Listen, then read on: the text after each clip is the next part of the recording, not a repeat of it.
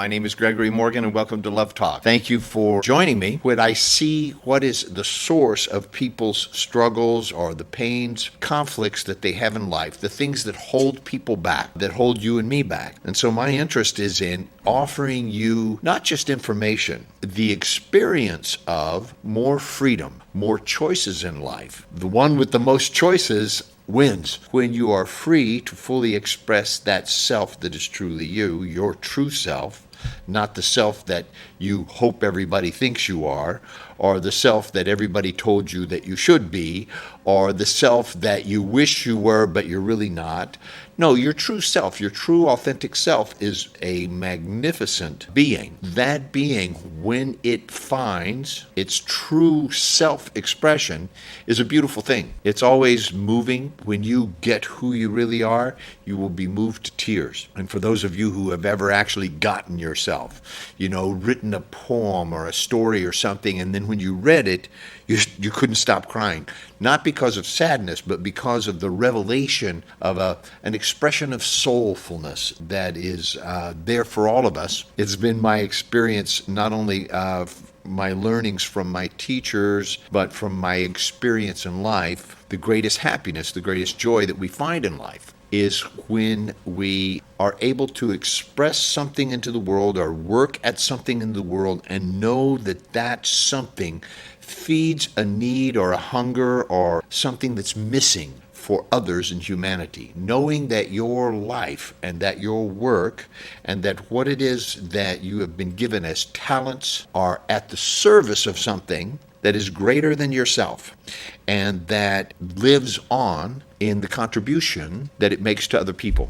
That's the greatest joy. You want to be happy? Stop worrying about yourself and start taking care of others in a way that matters to them. Start being of service to humanity in a way that fits you.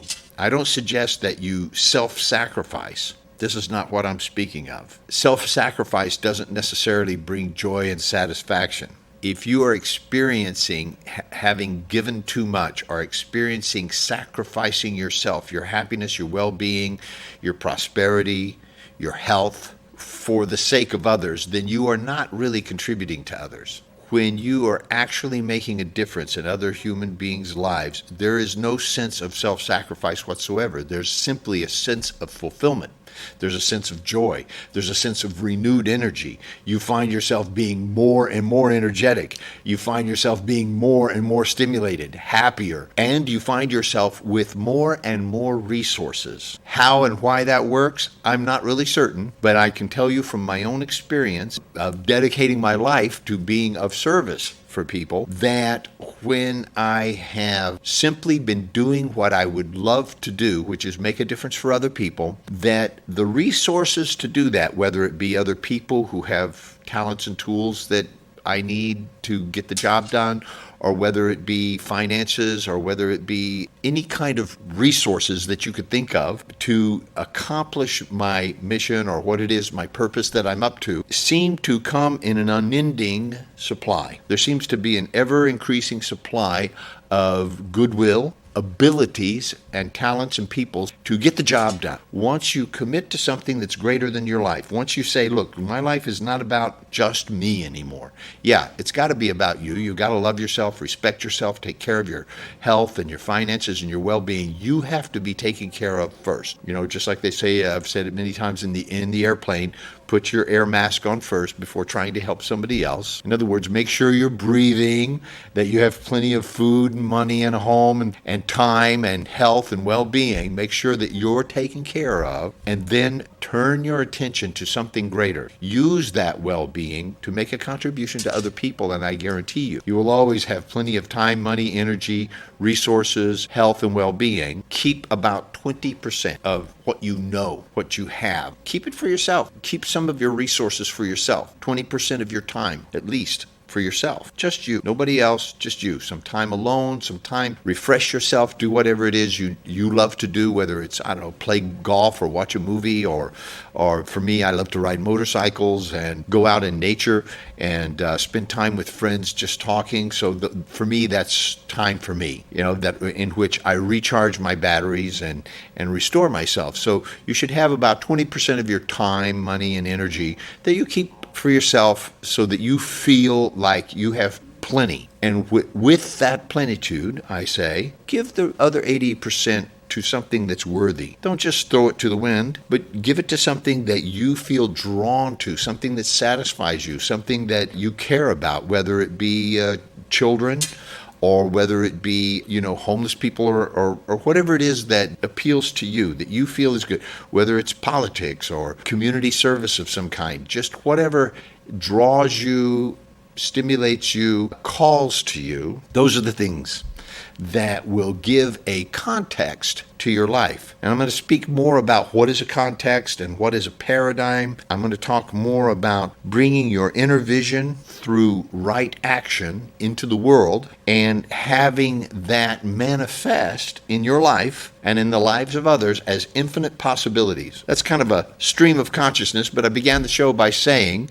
that really Love Talk is about giving you the most possibilities, the most abundant resources and possibilities. You're actually not short on resources at all. There are resources within you that are as yet untapped, and I can easily say that with confidence because I've never met someone who is living to their fullest potential. There are people that are starving all over the world, and yet there are silos and storage houses all over America and other countries too, which have storehouses of food that is unused and rotting. Literally, at some point, it needs to be recycled and thrown out into the garbage, unused. Many, many people in the world are starving. The same is true for the people in your life. You have resources that you haven't tapped, that you haven't used, and there are people in your life that need those very resources. They need you to tap into those resources and share them so they won't be lost. Not so the people won't be lost, but so that those resources aren't just eventually lost and rotting away. So I want to talk about rotting resources and shifting the paradigm from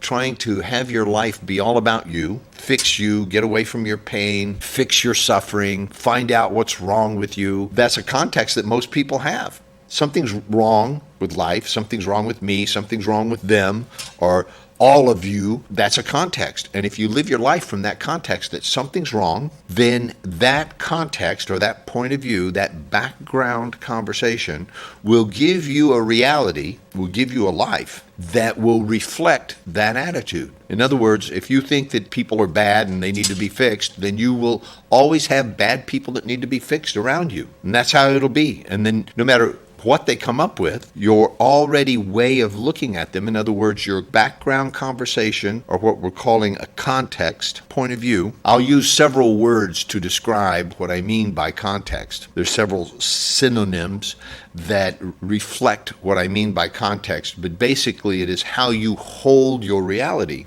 Your context, how you hold your reality is everything. Speak about what is your context for life. How is it that you see life? There's many people that say, life is terrible and then you die. There's a lot of negative context that people have, and they have a life that reflects that. And so my greatest desire here today, my intention, is to offer you a way to shift your perspective, your point of view, your context, your paradigm about life in such a way that you not only see infinite resources that are available to you right here within yourself, but that you tap into that in such a way that it benefits not just your own life but others, and you find yourself completely restored with infinite possibilities and an ability to just be happy and fulfilled in your life and make a difference for other people. It could at least plant a seed in your mind that will give you something to think about. Then we've made it our business at Embrace Growth to offer you like a large amount of resources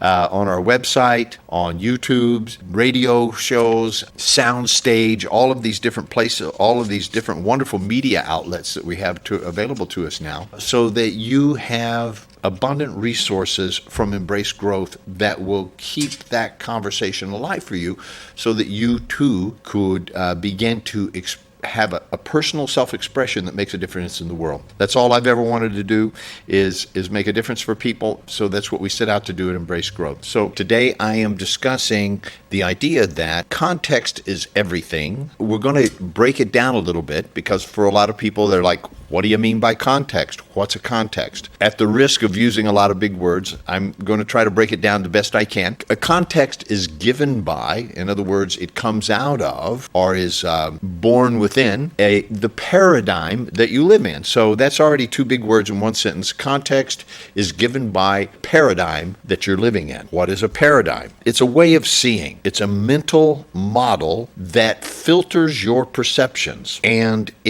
paradigm is a frame of reference. In other words, whatever you see, touch, taste, hear, and smell is referenced by the paradigm that you're living in. It's a thought or a belief through which one's world is interpreted. Paradigm is a thought or a belief. It is actually a web of thoughts or a matrix of thoughts and beliefs through which you see the world. So you don't actually just see the world as it is, you see it through a filter of some kind, a web or a matrix of beliefs that you have and that you, for the most part, inherited without even thinking about it or questioning it. It was handed down to you by people who accepted it without questioning it. But it is a commonly held belief amongst a group of people. So a good example of I will try to come up with some examples of this in a religious, given the religion. Okay, I came from a Christian background, so the people that I grew up believed that there was a heaven up there and a hell somewhere down there in the middle of the earth, and that there were devils with red pitchforks and tails, fire, and up there was a guy with a big long beard, and he was judging you,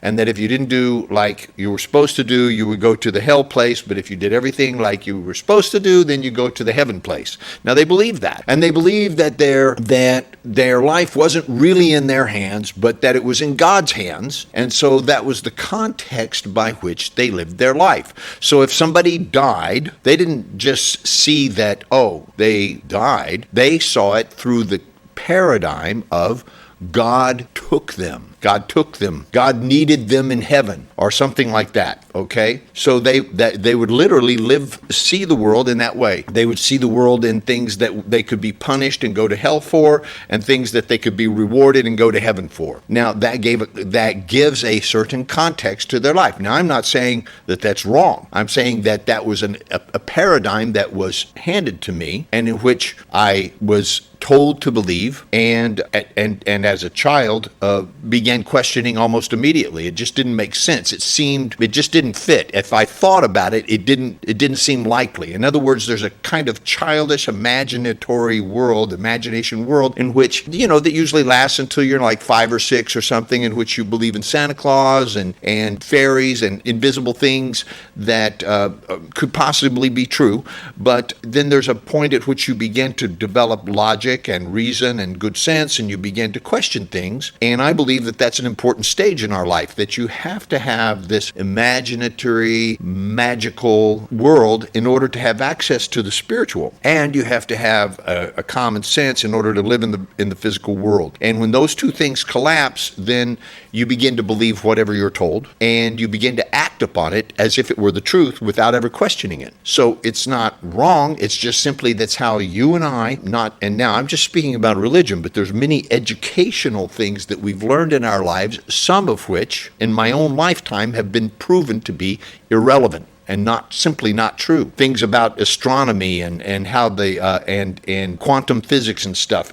Previously held beliefs in which everybody agreed that the world worked in a particular way have now been disproven. It doesn't work that way at all. Other forces are at play that are unseen. So coming back to that, a paradigm is a commonly held belief amongst a group of people that gives you a mental model for seeing the world. It is a filter for your perceptions. Okay? So that's what a paradigm is. Context comes out of paradigm. So from a paradigm, you will develop a context for your life. For example, let's take the medical. Because I was with a bunch of my family last night, some of whom are doctors, and let's take the medical profession. If you live inside of a paradigm of being a medical doctor, then you might have a context that if someone is ill, they need a certain type of medicine. Because you're a medical doctor and you're highly, highly sophisticated and developed in the arena, in the context of medicine, you would prescribe a medicine for an illness. That would be the right thing to do, given your context. Now, if you were a spiritual healer, you might say, oh, no. It is a misalignment of the energy fields in this person. Once those are realigned, this illness will disappear.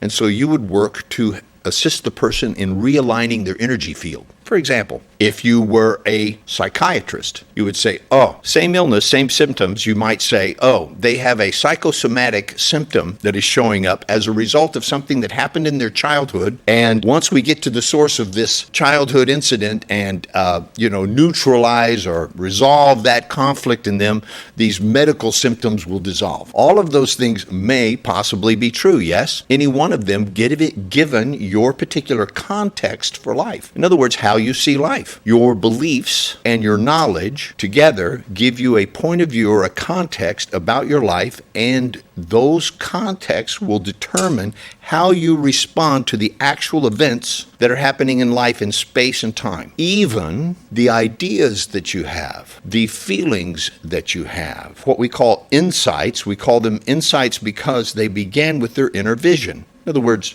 if I look around the room, I see cameras and tables and chairs and stuff, but if I close my eyes and look inside, I see a different world. I see a different imagination. Gives me, imaging means I am imaging something, right? On the frontal cortex, I'm creating something as an image in my mind. We call those insights, okay? Because you see them inside you. So when you have an insight and that insight triggers a belief, a feeling, something that is influenced by your context in life. If you have a context because you've grown up in a limiting circumstance, surrounded by a group, remember a paradigm is a commonly held belief by a group of people.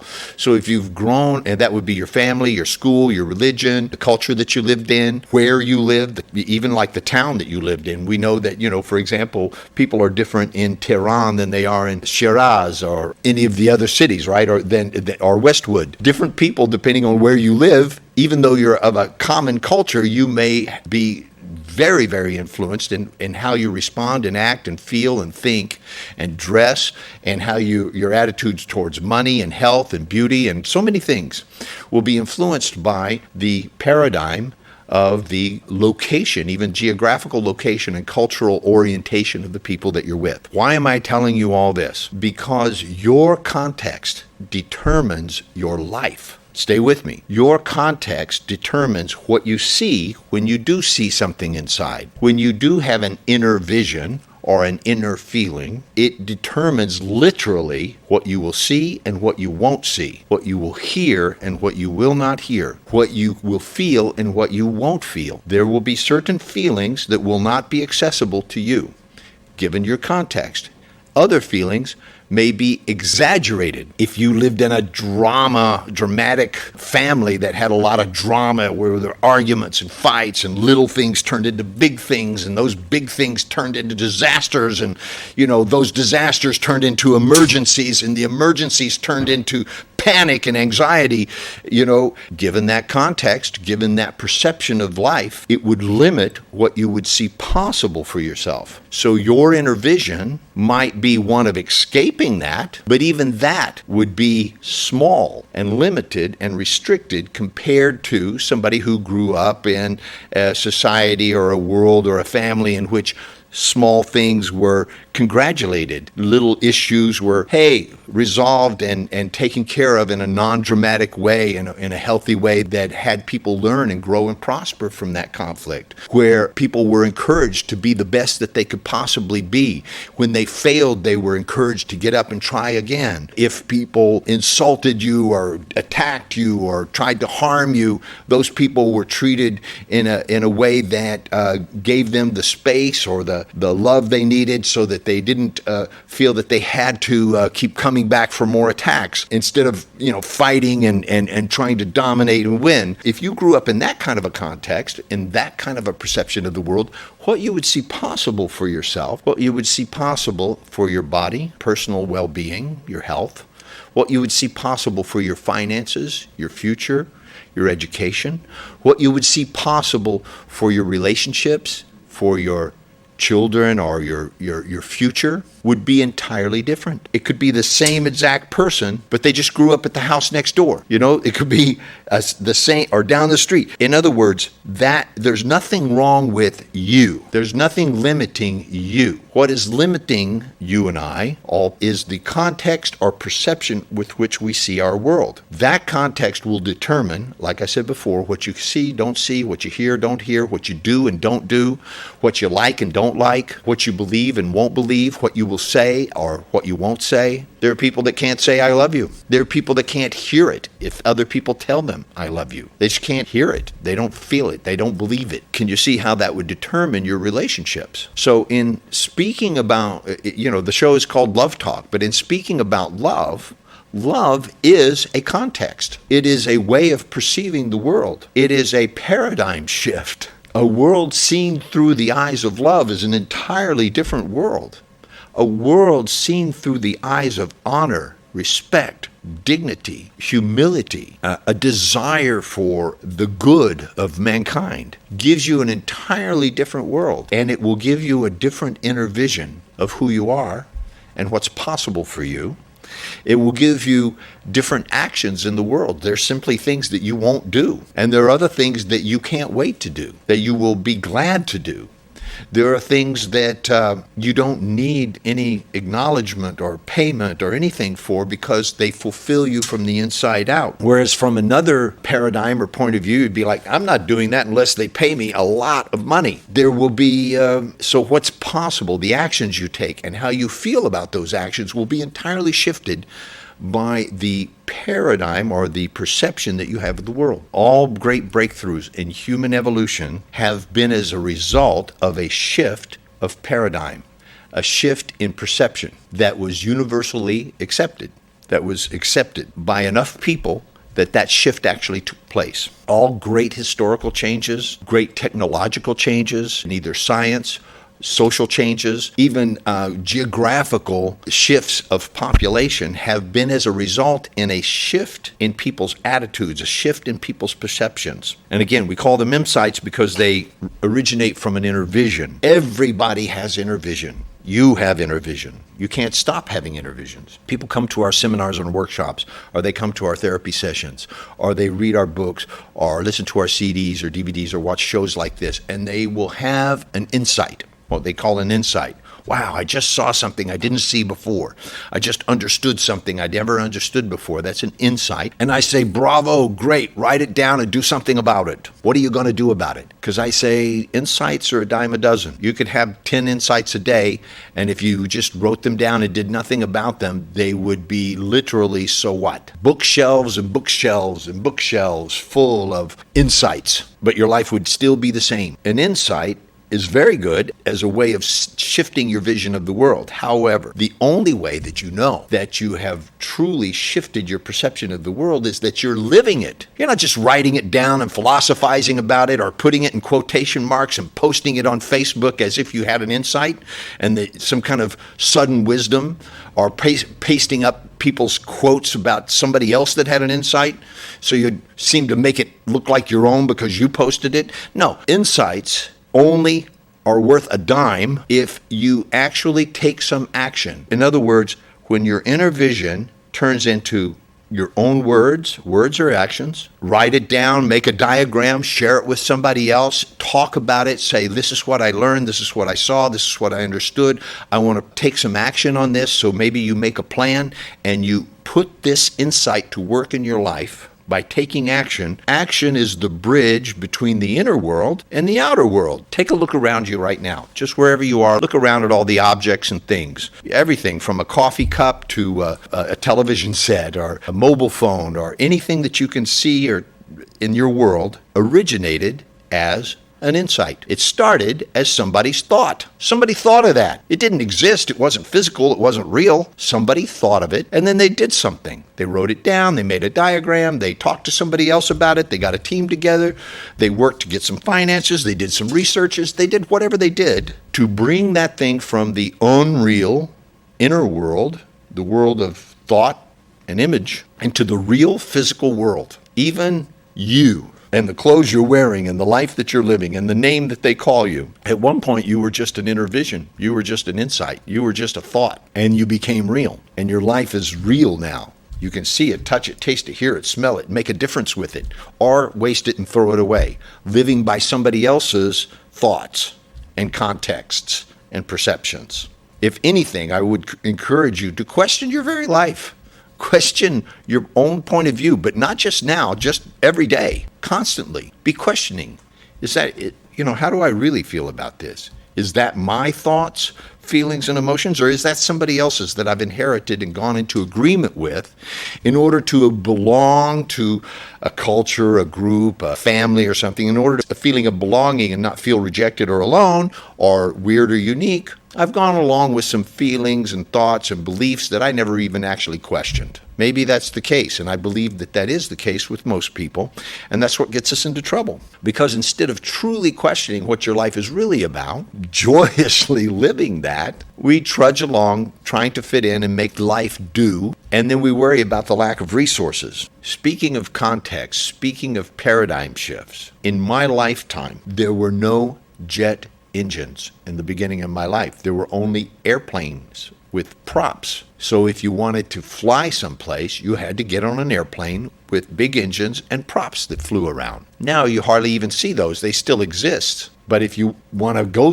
and doing something like going to China from America would be like, that would take days. Now you can do it in a few hours. What I want to point out is that since always, human flight has been possible. Human flight's always been possible. Somebody imagined it, somebody wrote it down, somebody talked about it, somebody investigated it, somebody worked on it, somebody failed at it over and over and over and over and over and over. But now it's a reality, isn't it? A world without hunger is equally always been possible. Always been more than enough food on the planet to feed everyone. It's always been possible. Yet there's still thousands of people that have died of starvation since the beginning of this television show. A world of peace with no war. It's always been possible. It's always been possible.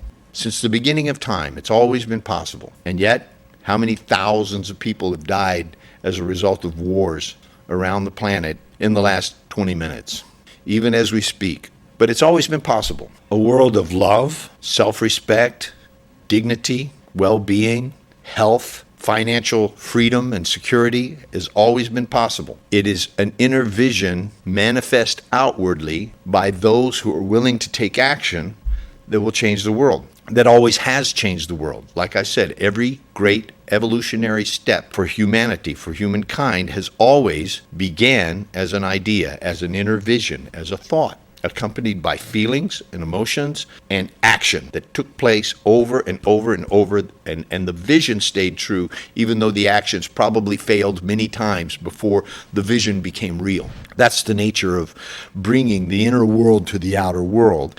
That's the nature of context being determining everything. So I want to offer you a radical paradigm shift with regards to your relationship.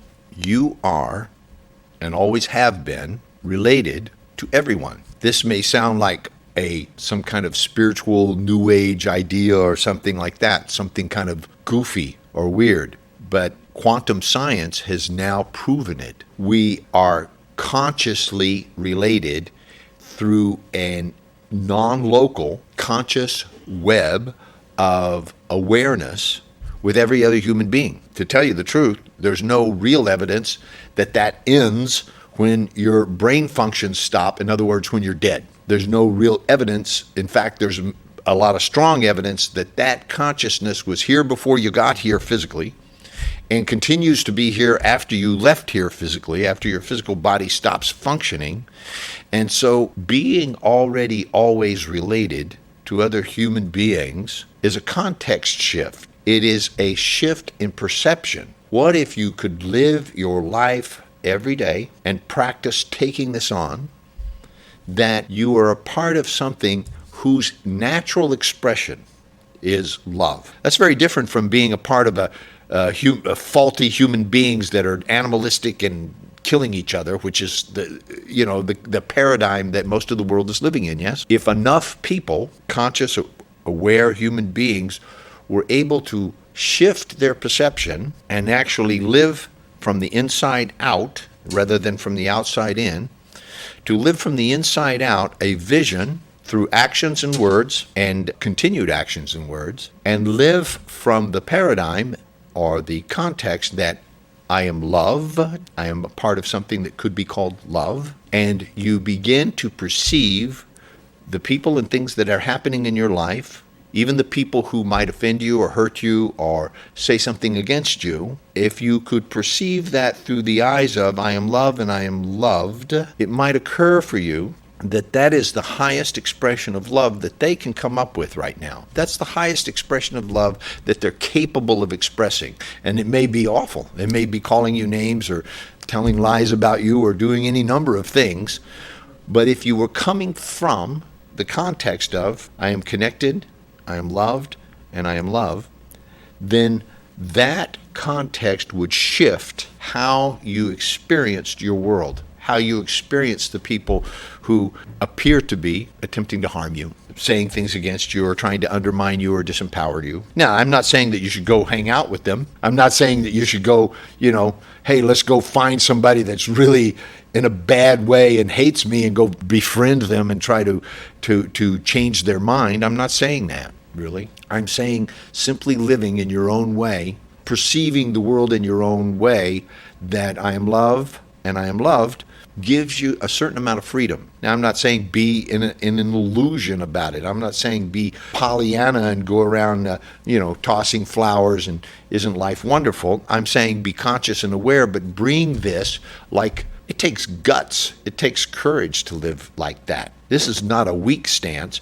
I'm not saying, a cry for peace and love from a weak person who is totally defenseless and has no choice kind of rings hollow, doesn't it? Doesn't seem very authentic.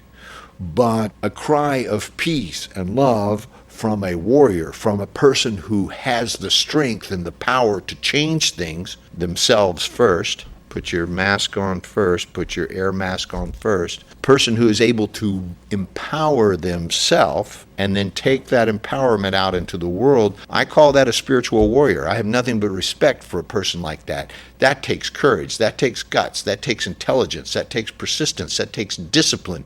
It takes rigor. It takes consciously deciding again and again, choosing again and again to see the world in a particular way that empowers them and empowers the world. That's what I call inner vision plus right action equals infinite possibility. There's no end to the possibilities available to a person that can live their life like that. What else could you do with your talents, with your education, with your money, with your health, with your good looks, with whatever it is that you've been given? And I'm sure you've been given many gifts in life, some of which you've never used. That's why I was telling you earlier that you have wasted resources. You have rotting resources. You are sitting on resources that you've never shared or explored or exploited, talents that you've never tapped into, and that now your limiting paradigm, your limiting point of view has probably convinced you, because you hadn't challenged it, has probably convinced you, well, it's too late, or, I used to be young and healthy and beautiful, or I used to have money, or I used to this, whatever your limitations are that you've put on your resources in order to justify not having used them for the good that they were intended. Well, I'm calling on you now to completely question those justifications. In fact, I'm calling on you to actually throw out those justifications, don't use them, find a way to justify tapping into your talents, If you used to be a great singer, but you stopped singing, start singing again. Give your gift. Who cares, right? Sing whenever you can. If you were a great cook, but you stopped cooking, start cooking. Invite some people over and cook your special thing. If you were a great athlete and you've let yourself get out of shape, get back in shape. Put it to work. Do the things that you know work and stop doing the things that you know don't work. And question the beliefs that had you get in that shape in the first place. Because some limiting belief, some limiting paradigm or context got you in that way in the first place. But if you look, there was a time in your life when everything was possible. When you were younger, when you were bolder, before you failed a bunch of times, you used to believe that anything was possible and you used to believe in yourself. So start believing in yourself again and stop hanging out with people with limiting beliefs.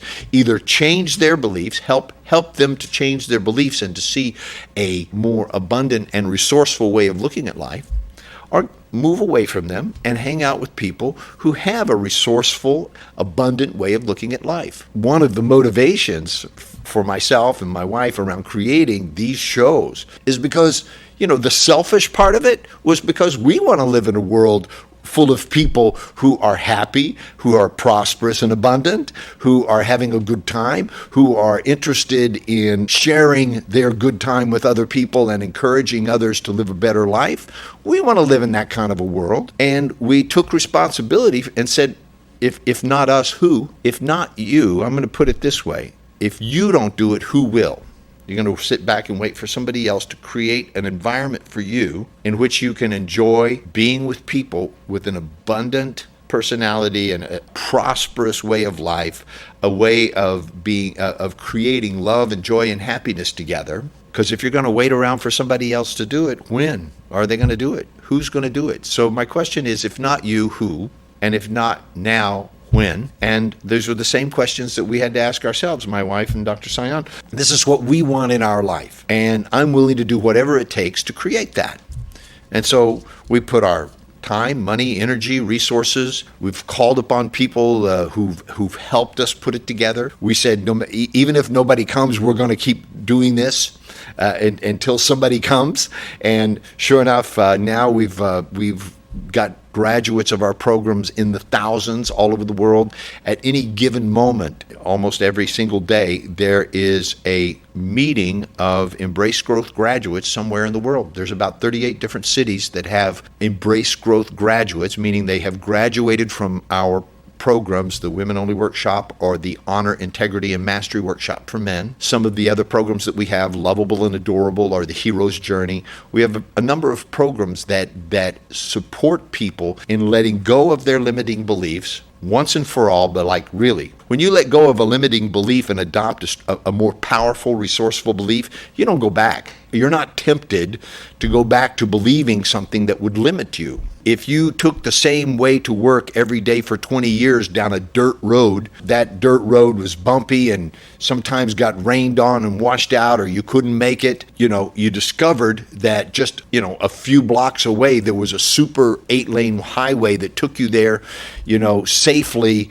in just a few minutes compared to a few hours. How long would it take you to drive the superhighway? You would figure out how to get on there and you would go there, and you would never be tempted to go back to that old way. And if you wanted to, you could, but you just wouldn't care about it anymore. And people that were going down this old dirt road, you would want to tell them about a better way to live. We've created a way of life that just came from our own context of, I'm connected with everyone, and that connection is good. It's a love connection. That may sound corny to some people. I'm sorry for you. It's a wonderful thing. I feel connected through a feeling of love that I know that is shared amongst all human beings, and I choose to empower that feeling of love. And so I live from the context of I am love and I am loved, meaning I am a part of all the love there is, and I'm loved by all of that love that there is. And so I really don't have to worry about trying to go around and get some love from somebody, because I already know that I'm loved, and I want you to know, if you don't, that I love you. I don't have to worry about that. So that's the background. That's the conversation from which I can take actions that empower me to have infinite possibilities in the world. If you have infinite possibilities, Choose one that empowers you and makes you happy and brings you joy. And hopefully it will also make you money, and you will be able to live your life and not have to worry about things, because you will be prospering mentally, emotionally, physically, financially, spiritually, prospering and bringing that prosperity into the world. Remember, I said, keep 20% for yourself, but give the rest of it back to the world. Give the rest of your time, money, energy, spiritual connection back to the world, knowing that there's an abundance, there's no lack or limitation in the world.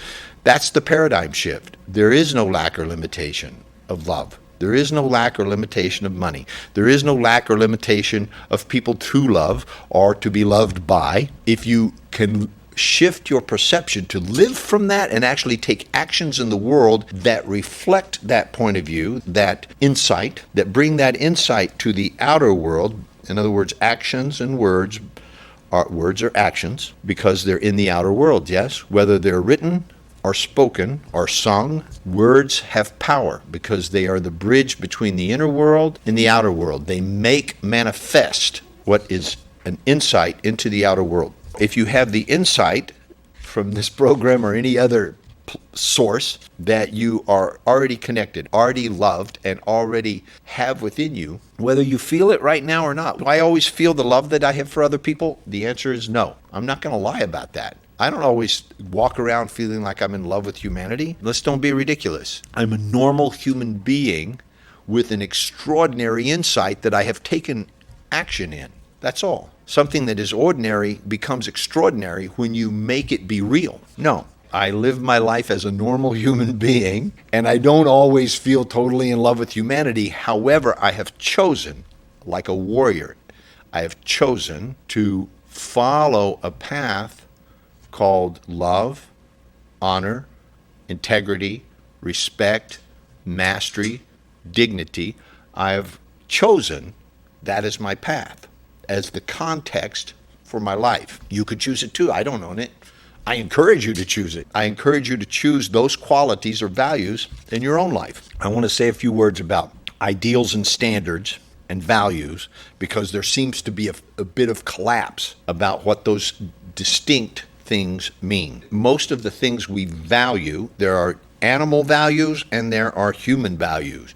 Animal values are simply food, clothing, shelter, belonging for the sake of survival. Those are animal survival-driven values that we all share. We all share a value for those things because that's what keeps us alive. And they're all about survival, and they have nothing to do with love. They have nothing to do with love. They have nothing to do with compassion. In fact, they can be quite ruthless. If you don't have those values fulfilled, you could be ruthless to get them. You will act in ways that are without love. There are values that come from survival, the animal side of our brain, and then there are values that are evolutionary. In other words, your values have grown as human beings have evolved, and so there are human values like not just belonging for survival, but belonging out of a sense of love and respect for each other. So things like dignity may have started as a survival technique, in other words, to appear to be of more value to the world than the others. So to have access to better resources, a better wife, a better husband, a better home. So one might appear to be of greater value than they all really consider themselves to be. Even that evolves. And so our first values are survival-based, but standards, what we call standards, they say, well, I have high standards. I like only the best of things. Standards have come from failed values. Somewhere in the past, some value that you had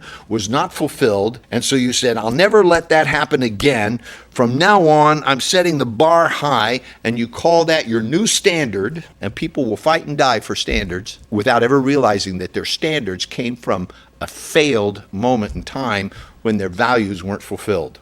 And then, not only individually, but culturally, certain standards have become ideals. In other words, the ideal woman or man, the ideal car, the ideal lifestyle, the ideal food, jewelry, you name it. There are certain ideals that are held up as so great that we should aspire to them somehow.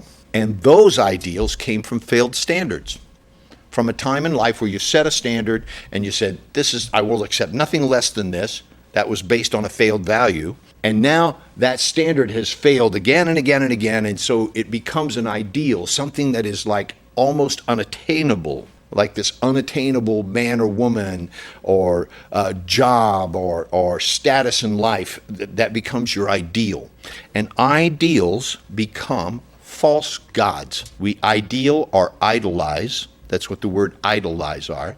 We make false idols of standards that just simply came from failed values. The reason I bring this up is there's a slippery slope when one begins to live one's life to fulfill oneself and to fulfill one's purpose or mission in life. It is normal to have high standards. It is normal and recommended that you set yourself some high standards. You say, you know what, I'm not going to hang out with or put up with people that disempower me or disempower others, people that gossip or people that cheat on things and that encourage me to do things that are either illegal or unethical or whatever.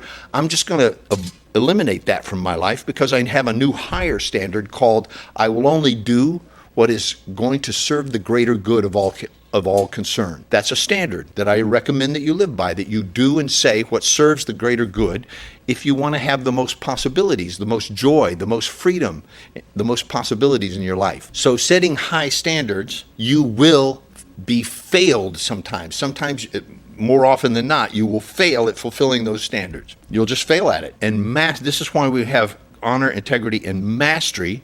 Mastery is the practice of realizing when you've failed at something, correcting whatever it is that you failed at. In other words, just correct it. Like, oh, okay, that didn't work. And then continuing, but not elevating your standard to an ideal so that it becomes a false god, something that is unattainable, because the unconscious conversation in that situation is, oh, well, I'm not good enough for that, or I could never reach that, or that's only for really good people and I'm not one of those, but I should pretend or act like I'm good so that I can pretend that I've reached this ideal. Don't get caught up in that. That's why I distinguished values, standards, ideals, false idols, so that you live from a context of being authentic and real and expanding your possibilities authentically. Context is determinant. Context is everything. I'll end the show with that. Please go to embracegrowth.com and find out about our seminars, workshops, books, CDs, and DVDs, and join us on Facebook, Twitter, and LinkedIn.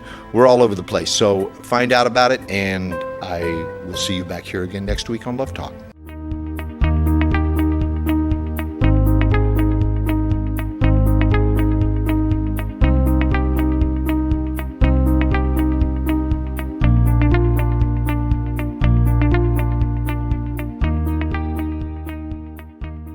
در کارگاه‌های آموزشی بانوان به رهبری دکتر آزیتا سایان خود واقعیتان و همچنین مردان را بشناسید و با استفاده از قدرت زنانه خود روابطی سالم و عاشقانه بسازید. ایروان ارمنستان 31 اکتبر تا 2 نوامبر، تورنتو 15 تا 17 نوامبر و همبورگ 28 فوریه تا اول مارچ. 310 460 2600 embracegrowth.com. قدم به قدم، از آشنایی تا عشقی ماندگار، توسط خانم دکتر آزیتا سایان. هر کجای رابطه که هستی، پیش از شروع، ابتدای راه، قبل از ازدواج و یا مزدوج و بچه دار، با شرکت در این سمینار خارق‌العاده عشقی ماندگار در زندگی خود خلق کنید. اگه واقعاً بخواید که فکر بکنید که من مرحله به مرحله چجوری با یک کسی آشنا بشم و چجوری رابطه رو تشکیل بدم که تبدیل بشه به یه عشقی که ماندگار باشه توی زندگی من، حتما بهتون توصیه میکنم اوناییتون که واقعا براتون مهمه یاد بگیرید این مراحل آشنایی تا نگه داشتن یه رابطه. حالا همه میگن خب من نمیخوام ازدواج کنم، منم اصراری ندارم کسی نمیخواد ازدواج کنه، نکنیم، ولی لااقل یاد بگیریم یه رابطه سالم رو بتونیم نگهش داریم. دوشنبه 25 نوامبر در هتل دابل تری بای هیلتون سانتا مونیکا. بلیط های خود را همین الان از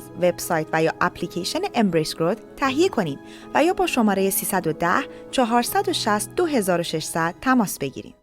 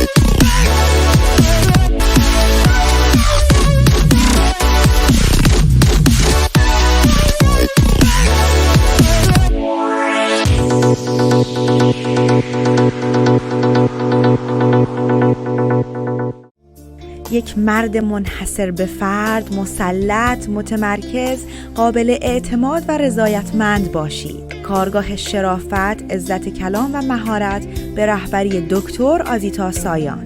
ایروان ارمنستان 15 تا 17 آگوست، تورنتو 20 تا 22 سپتامبر، همبورگ 18 تا 20 اکتبر و لس آنجلس 13 تا 15 مارچ. برای اطلاعات بیشتر با شماره 310 460 2600 تماس بگیرید. اپلیکیشن Embrace Growth. با ساختن اکانت شخصی شما می توانید وارد پروفایل خود شده و تنظیمات آن را تغییر دهید. به تمامی رویدادها و محصولات دسترسی داشته باشید. با چند کلیک برای سمینارها و کارگاه‌ها ثبت نام کنید و یا وقت مشاوره خود را رزرو نمایید. اپلیکیشن Embrace Growth را امروز از اپ استور دانلود کنید و به خانواده جهانی Embrace Growth بپیوندید. Embrace Growth has a new home online where you can easily register for workshops and events, order from the online store, and be part of the worldwide community of Embrace Growth graduates. You'll be able to see Dr. Rosita Sayan and Mr. Gregory Morgan in your favorite seminars. Visit us today at embracegrowth.com. قدم به قدم، از آشنایی تا عشقی ماندگار، توسط خانم دکتر آزیتا سایان. هر کجای رابطه که هستی، پیش از شروع، ابتدای راه، قبل از ازدواج و یا مزدوج و بچه دار، با شرکت در این سمینار خارق‌العاده عشقی ماندگار در زندگی خود خلق کنید. اگه واقعاً بخواید که فکر بکنید که من مرحله به مرحله چجوری با یک کسی آشنا بشم و چجوری رابطه رو تشکیل بدم که تبدیل بشه به یه عشقی که ماندگار باشه توی زندگی من، حتما بهتون توصیه میکنم اوناییتون که واقعا براتون مهمه یاد بگیرید این مراحل آشنایی تا نگه داشتن یه رابطه. حالا همه میگن خب من نمیخوام ازدواج کنم، منم اصراری ندارم کسی نمیخواد ازدواج کنه نکنیم، ولی لااقل یاد بگیریم یه رابطه سالم رو بتونیم نگهش داریم. دوشنبه 25 نوامبر در هتل دابل تری بای هیلتون سانتا مونیکا. بلیط‌های خود را همین الان از وبسایت و یا اپلیکیشن Embrace Growth تهیه کنید و یا با شماره 310 460 2600 تماس بگیرید.